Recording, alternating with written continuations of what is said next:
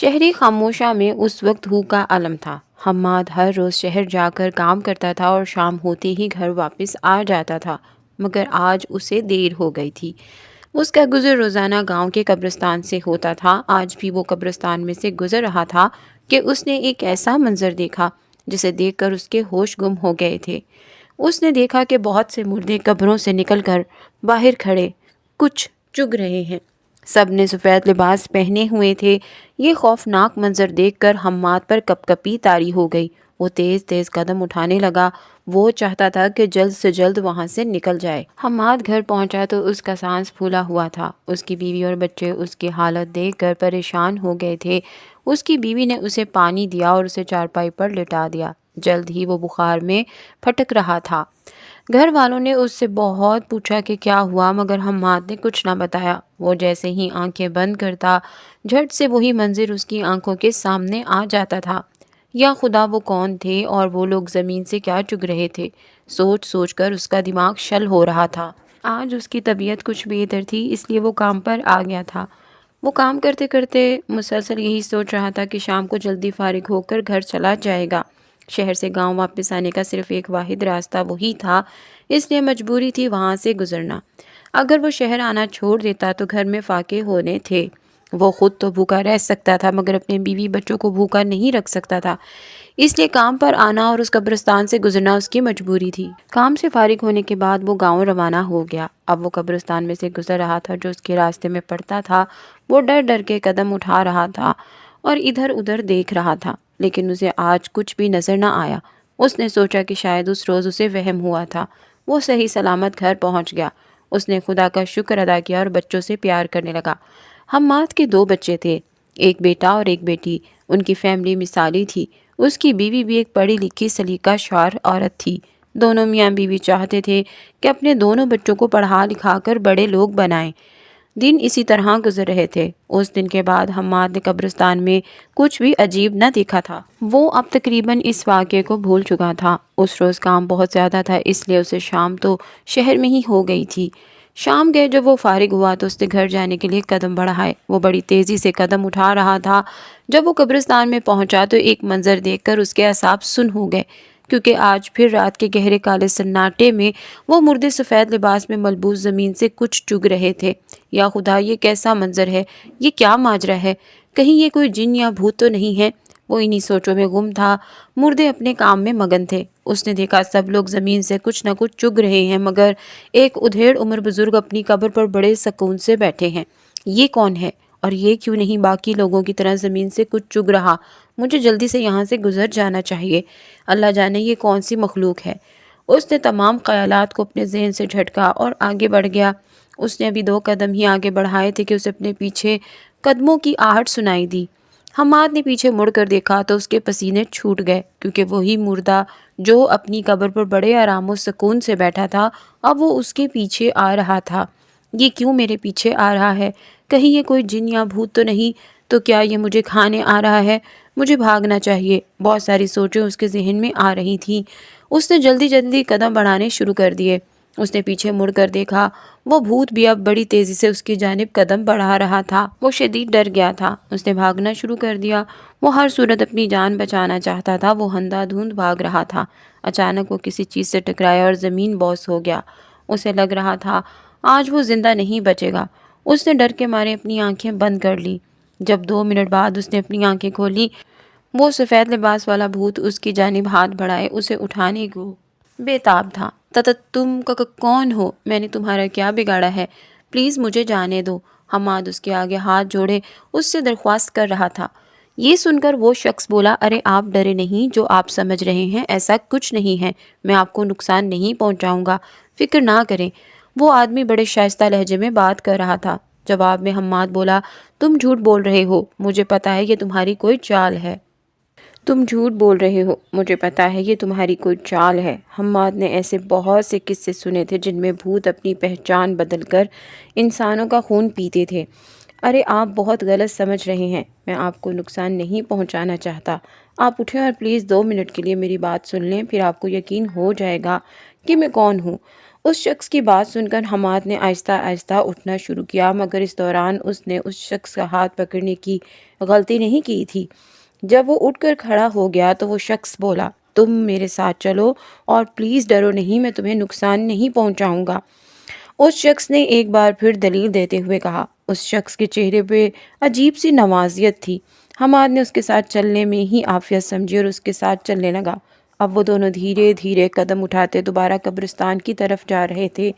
حماد کو اندر ہی اندر ڈر لگ رہا تھا، لیکن وہ جانتا تھا کہ اگر یہ بھوت ہے تو وہ جتنا بھی بھاگ لے وہ اس بھوت سے نہیں بچ سکے گا، اور اگر یہ بھوت نہیں تو پھر یہ شخص اسے نقصان نہیں پہنچائے گا۔ اس نے اس شخص پر بھروسہ کرنا ہی بہتر سمجھا تھا۔ وہ شخص حماد کو لے کر اسی قبر پر جا کر بیٹھ گیا جہاں پہلے بیٹھا تھا، اور پھر کہنے لگا، بیٹا تم مجھے ضرور کوئی بھوت یا پھر کوئی جن سمجھ رہے ہو، مگر بیٹا میں ایسا کچھ بھی نہیں ہے۔ میں تو بس تمہارے جیسا ایک انسان تھا۔ 2 سال پہلے میرا انتقال ہو گیا تھا۔ اس شخص کی بات سن کر حماد کے لب کانپنے لگے اور وہ بولا، تو آپ ایک بدروح ہیں، مجھے یہاں کیوں بلوایا ہے؟ حماد نے دیکھا باقی سب اسی طرح زمین سے کچھ چگ رہے تھے۔ کوئی ستاروں کسی چمکدار چیز تھی جسے وہ زمین سے اکٹھا کر رہے تھے۔ وہ آدمی بولا، ارے آپ ڈرو نہیں، بس میری پوری بات سن لو۔ وہ شخص منت کرنے والے انداز میں بولا تھا۔ ٹھیک ہے، حماد نے کہا تو وہ شخص ایک بار پھر بولنا شروع ہوا۔ دراصل بیٹا میں جب سے فوت ہوا ہوں اس وقت سے میرا بیٹا روزانہ اللہ کا کلام پڑھ کر مجھے بخشتا ہے، 5 وقت نماز پڑھ کر میری بخشش کے لیے دعا کرتا ہے۔ اس لیے یہ لوگ چھوٹی چھوٹی سی نیکیاں چن رہے ہیں، مجھے یہ چننے کی ضرورت نہیں پڑتی۔ بیٹا تم نے دراصل اس دن ہمیں دیکھ لیا تھا، اس لیے میں روز ان لوگوں کی خاطر تمہارا انتظار کرتا ہوں۔ وہ شخص بول رہا تھا۔ حماد کا ڈر اب ختم ہو چکا تھا۔ ان لوگوں کی خاطر میرا انتظار کیوں؟ حماد نے سوالیہ انداز میں پوچھا۔ جواب میں وہ آدمی کہنے لگا، بیٹا دراصل ان لوگوں نے اپنے بچوں کو پڑھایا لکھایا، بڑے آدمی بنایا، مگر قرآن کی تعلیمات دینا یا یاد نہ رہا، اور اب ان کی اولاد دنیاوی عیش و آرام کی بدولت انہیں بھول بیٹھی ہے۔ بیٹا میری ایک نصیحت یاد رکھنا، بچوں کو سب سے پہلے دنیاوی نہیں آخروی تعلیم دینی چاہیے، تاکہ وہ لوگ ہمارے گزر جانے کے بعد ہمیں بخشیں تو صحیح۔ اس شخص کی باتیں حماد کو سیدھی اپنے دل میں اترتی ہوئی محسوس ہو رہی تھیں۔ وہ آدمی کہہ رہا تھا، بیٹا تم ان کے گھر والوں کو پیغام دے کر آؤ کہ وہ لوگ بھی ان کو پڑھ کر بخشا کریں، میں اسی لیے تمہارا پیچھا کر رہا تھا۔ اس شخص نے کہا تو حماد بولا، آپ فکر نہ کریں، میں ہر روز ایک شخص کے گھر والوں کو جا کر کہوں گا کہ ان کو پڑھ کر بخشیں۔ حماد کی بات سن کر وہ بوڑھا مسکرانے لگا تھا۔ حماد آج بہت لیٹ ہو گیا تھا، اس کی بیوی اور بچے پریشان ہو رہے تھے۔ شہر کے حالات بھی ٹھیک نہ تھے، اس وجہ سے ان کا پریشان ہونا بجا تھا۔ وہ گھر پہنچا تو گھر والوں کو اپنا منتظر پایا۔ سب کے پوچھنے پر اس نے یہی بتایا کہ کام دیر سے ختم ہوا اس لیے دیر ہو گئی۔ اس نے کھانا کھایا اور سونے کے لیے لیٹ گیا۔ اسے صبح جلدی اٹھ کر ایک اہم کام بھی تو سر انجام دینا تھا۔ صبح ہوئی تو حماد جلدی جلدی اٹھا، اپنے بچوں کو اٹھایا اور انہیں لے کر مسجد میں آیا۔ اس نے خشوع و خضوع کے ساتھ نماز پڑھی۔ مسجد کے امام صاحب کے پاس اس نے اپنے بچوں کو بٹھایا اور کہا، امام صاحب آج سے یہ دونوں روزانہ آپ کے پاس قرآن پاک پڑھنے آیا کریں گے۔ یہ کہہ کر وہ خود بھی پاس بیٹھ کر قرآن پاک کی تلاوت کرنے لگا۔ آخر اسے بھی تو اپنے ماں باپ کی بخشش کا وسیلہ بننا تھا۔ وہ اللہ کا شکر گزار تھا کہ اس نے اسے سیدھا راستہ دکھا دیا۔ عبادت ختم کر کے وہ گھر جانے کی بجائے ساتھ والے گاؤں کی جانب جا رہا تھا۔ اسے آج نصیر الدین کے گھر جانا تھا۔ وہ تیز تیز قدم بڑھا رہا تھا۔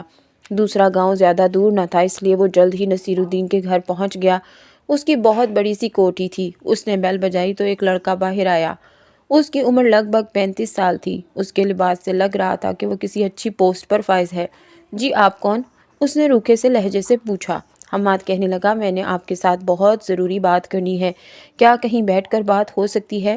حماد کی بات سن کر اس نے بیٹھک کھلوائی اور اس میں حماد کو بٹھایا۔ وہاں ہر چیز مہنگی سے مہنگی تھی۔ کمرے سے بہت دھیمی دھیمی مسحور کن خوشبو آ رہی تھی۔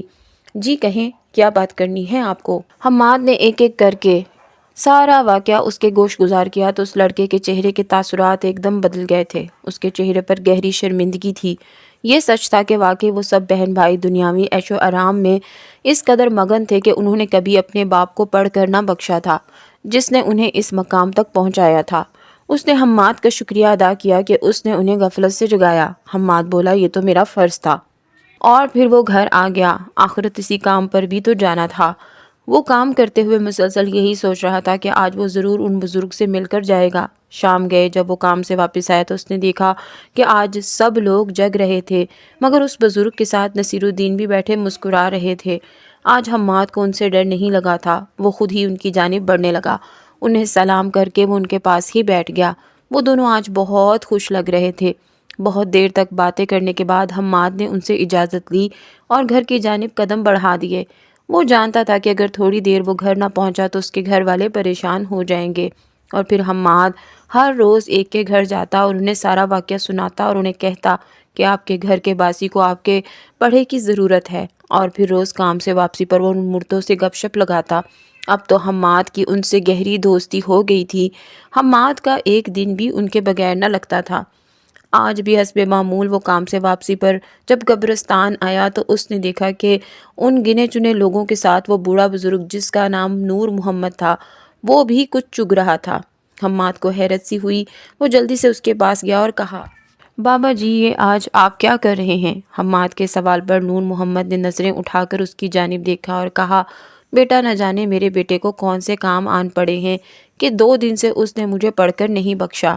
بوڑھے نور محمد کی بات سن کر حماد کو دکھ سا ہوا تھا۔ وہ کچھ دیر ان کے پاس رہا اور پھر گھر واپس آ گیا۔ اس نے سوچ لیا تھا کہ صبح ہر صورت وہ نور محمد کے بیٹے کے گھر جائے گا۔ کام پر جاتے ہوئے راستے میں ہی نور محمد کا گھر آتا تھا۔ گھر کے ساتھ ہی اس کے اکلوتے بیٹے کی دکان تھی۔ حماد نے دیکھا اس کا بیٹا بہت مصروف ہے، دکان پر گاہکوں کا بہت رش تھا۔ حماد انتظار کرنے لگا کہ کب رش ختم ہو اور وہ اس سے بات کرے۔ جب تھوڑی دیر بعد رش ختم ہو گیا تو حماد اس کے پاس بیٹھ گیا اور اسے سارے واقعات سنانے لگ گیا۔ اس کے بیٹے نے حماد کا شکریہ ادا کیا اور وعدہ کیا کہ آئندہ وہ ہر صورت اپنے والد کو پڑھ کر بخشے گا۔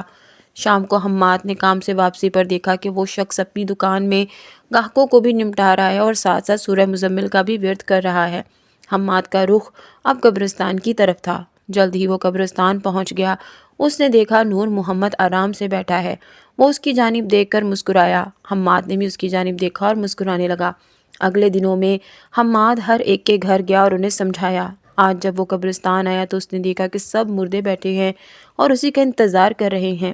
حماد کی طرف دیکھ کر سب نے اس کا شکریہ ادا کیا اور کہا، آج ہم تم کو الوداع کہنے آئے ہیں۔ تمہارا بہت بہت شکریہ کہ تم نے اتنی محنت کی، مگر یاد رکھنا تمہیں اللہ نے بہت دینا ہے، کیونکہ جو اچھے لوگ بغیر کسی غرض کے دوسروں کی مدد کرتے ہیں، اللہ انہیں بے شمار نعمتوں سے نوازتا ہے، اور ہماری دعائیں ہمیشہ تمہارے ساتھ ہیں۔ انہوں نے حماد کے ساتھ بہت سی باتیں کی اور بہت سی دعائیں دے کر حماد کو رخصت کیا۔ حماد ان کے جانے کی بات سن کر بہت پریشان اور اداس سا تھا۔ اب حماد ہر روز اسی قبرستان سے گزرتا تھا۔ شہر کموشہ میں پھر سے خاموشی نے ڈیرے ڈال لیے تھے۔ وہ جانتا تھا کہ اس کے سب دوست اپنی آخری آرام گاہوں میں لیٹے اسے ضرور دیکھتے ہوں گے۔ جب بھی وہ یہاں سے گزرتا تھا اس کی آنکھوں میں آنسو آ جاتے تھے۔ اس نے ان سب سے بہت کچھ سیکھا تھا۔ وہ ہونٹوں پر مسکراہٹ سجائے وہاں سے گزر جاتا تھا کہ کہیں اس کے پیارے اسے اداس دیکھ کر پریشان نہ ہو جائیں۔ حماد کو اس کی اچھائی کی بدولت بے شمار کامیابیاں ملی۔ ہم سب کو یہ بات ضرور ذہن نشین رکھنی چاہیے کہ ماں باپ جیسے انمول رشتے کو کبھی نہیں بھولنا چاہیے۔ اگر وہ زندہ ہیں تو ان کی خدمت کر کے دعائیں لینی چاہیے۔ اگر وہ زندہ نہیں ہیں تو انہیں بھول کر صرف زندگی کے جھنجھٹ میں ہی نہیں کھو جانا چاہیے، بلکہ ان کے ایصال ثواب کے لیے دعائیں بھی کرنی چاہیے۔ بے شک اچھی اولاد صدقہ جاریہ ہے۔